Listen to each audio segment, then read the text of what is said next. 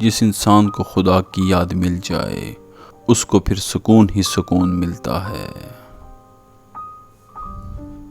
نیک انسان کی زبان ہمیشہ یاد خداوندی میں مشغول رہتی ہے۔ خوش نصیب ہوتی ہے وہ عورت جو مرد کی بے شمار چاہتوں کی اکیلی وارث ہوتی ہے۔ میاں بیوی کا رشتہ لباس جیسا ہے، دونوں کو ایک دوسرے کا لباس قرار دیا گیا ہے، جو نہ صرف شان اور عزت بڑھانے کا باعث ہے بلکہ سکون اور عیب چھپانے کا بھی باعث ہے۔ جو شخص اپنے عہد کو توڑتا ہے وہ پوری قوم کے لیے وجہ شرمندگی ہوتا ہے۔ اس عورت میں جماع کی خواہش زیادہ ہوتی ہے جس میں یہ 3 نشانیاں ہوں: اول قد چھوٹا ہو، دوئم رنگ سانولا ہو، سوئم جسم بھرا ہوا ہو۔